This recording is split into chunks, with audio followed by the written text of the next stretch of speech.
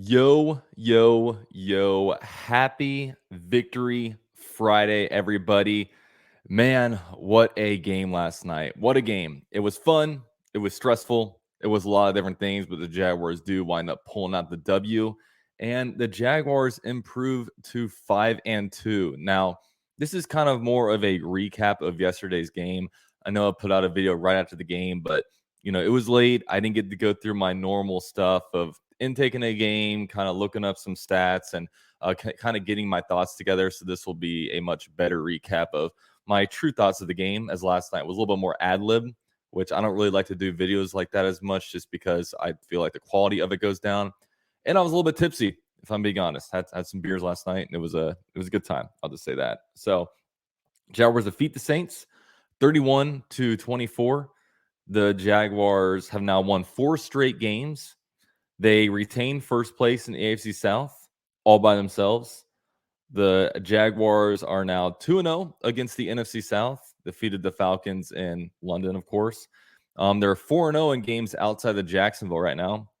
And the Jaguars are now 12-4 in the last 16 regular season games. So just outstanding stuff, man. And now the Jaguars are 5-2 for the first time since 2007. For reference, that was 16 years ago. For reference, I was 13 years old. So a lot has changed between now and then. And really, there's so many things that you can say about this game. There's a pessimistic Jags fan that's like, oh, like offense sputtered the second half. Oh, what's going on with our run game? And they just find different things to nitpick. Or there's a positive side and the realist side where you say, look, NFL, you just find ways to win, man. You just find ways to win. This isn't, every team is an NFL team and every team is full of professionals. And we should know as Jaguar fans how hard it is to win in this league. And, the Jaguars were able to come in here in enemy territory and pull out a dub on Thursday Night Football and a stretch of games that was really, really tough, man. Like the last 4 games, you have 2 games in London, then you come back home and play a game, then you quickly go to an away game on Thursday Night Football, and you come out of that stretch 4-0 against some pretty good teams. I mean, you didn't play any teams that were really bad. I mean, the Bills are a really good team.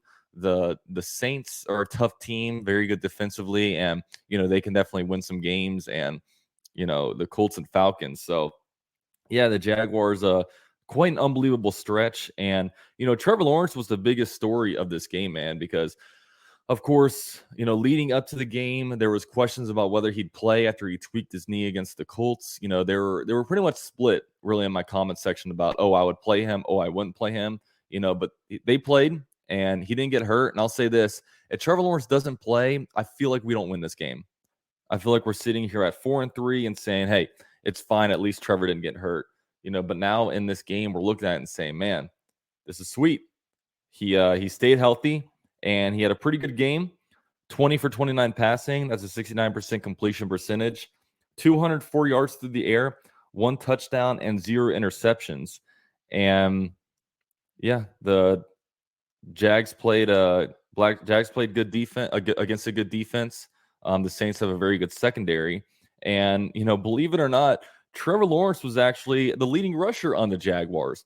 Trevor Lawrence on a bad knee in a game where there was questionable whether or not he'd play, wound up being having 59 yards rushing and actually had a career high in rushing yards.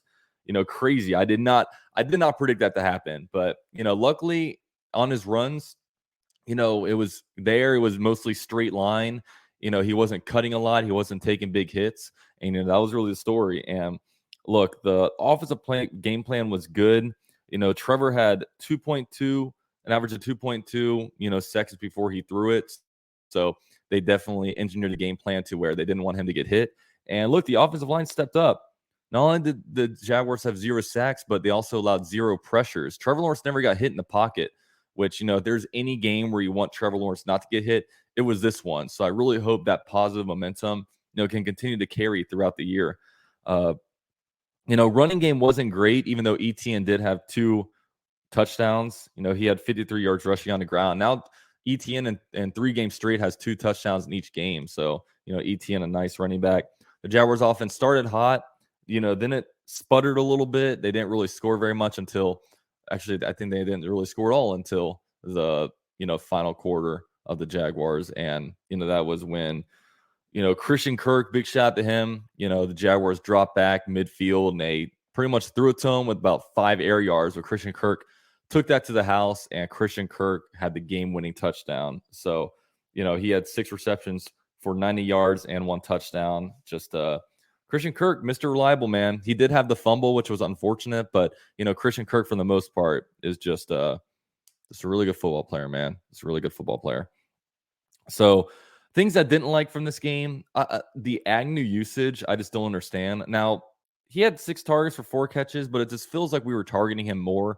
He had 1, run on the day. It just feels a little bit weird how we're really trying to feature him. And I'm wondering, is Tank Bigsby bad? Like, now we got to almost start having a conversation of like, should Tank Bigsby be 3rd on the running back depth chart? And should Dearness Johnson be being the 2nd running back to touch the ball? I don't know. The Jaguars drafted Tank Bigsby to be a guy that would get the short yardage plays and would all of a sudden cure our, 3rd and 1, 4th and 1 ailments, but he just hasn't been that. He looks kind of slow. He looks undecisive. I don't really know what's going on with him. And, Ridley was just kind of invisible this game. He was, not really targeted, I think, at all in the first half. They tried to get him going a little bit more in the second half. Even had that 1 catch that was ruled incomplete that, I don't know, it looked like it might have been a catch, but, of course, no review happened. And maybe the coaches had different angles of it than we did, but for whatever reason, they decided not to challenge it. And, like I said earlier, short yardage, man, like, we are not a team that if it's 4th and inches and we need that inch, we are not a team that gets it. We're not a team on 3rd and 1 that, gets the tough yardage, especially in the ground game. So, I know this game, I'm not going to sit here and be like, oh, tush push, should have done that. I'm not going to say that because Trevor's hurt. He's dinged up a little bit. So maybe that would not have been a smart move, but it's just, that's something that I think probably one of the biggest weaknesses of the offense, man. You got to figure out how we're going to, get some short yardage gains. And hopefully when Walker Little comes back, like I know one of them, Tyler Shatley, got blown up at left guard. Maybe Walker Little gets in there, makes that block, and we get the first down. So we'll see. We'll see. Now, defensively, it was a great performance. Aluakin's pick 6 was crucial in the 3rd quarter because we really needed that spark. However, even though it was good, it almost hurt the Jags in a little bit, just a little bit, because it really threw the time of possession off. Saints had 36 minutes with the ball while the Jaguars had 24, and the Jaguars didn't have the ball a whole lot in the 3rd quarter. So the defense was on the field a whole bunch. And look, this was a game without Tyson Campbell. Tyson Campbell's the Jaguars, probably, definitely one of the top 3 defensive players on the Jags, the top defensive back. And, he's a really good cornerback in this league. So Monteric Brown stepped in for him. And Monteric Brown actually did a good job. He had the game-winning pass breakup, which was really crucial. He said that he knew the fade was coming, and he was able to defend it against Michael Thomas, who definitely has some tenure in this league. And I think where the Jaguars were missing Tyson Campbell the most, honestly, was in the run game. Tyson Campbell's a really, really good tackler, and I think we missed his run defense a lot this game. But overall, it was Monteric Brown shot to him. He was put in a tough situation, and he did well. Devin Lloyd, since breaking his thumb and coming back, he's been really good the last 2 days, two games. Really impressed with him. 5 tackles, 6 assist tackles this game. So good stuff by Devin Lloyd. And look, if he didn't have the cast on, he might be getting some more interceptions. So it's good to see a 1st-round pick from last year start to feel like he's understanding and, playing well, and understand this defense. Trey Herndon is a guy that I almost owe an apology to because I was wanting the Jaguars to do anything to replace him, but he's actually having a really good year. He's really good at zone coverage, and he's really good at run defense. He's just so good on the blitzes and timing out the blitzes. So, good stuff by him this game.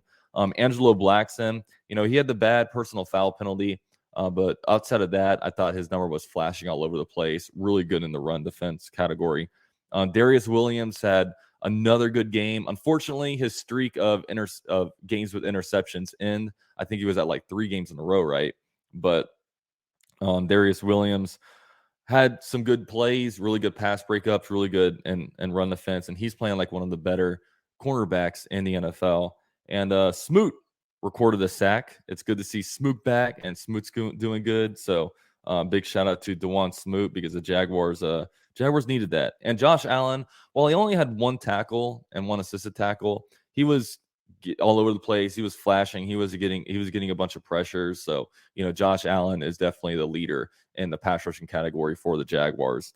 Now, special teams wise, McManus was 1 for 1, 43 yards, and he was 4 for 4 on extra points. So good stuff out of McManus. Logan Cook recorded a fake punt in this game, a completion. And in case you guys don't know, Logan Cook has a cannon.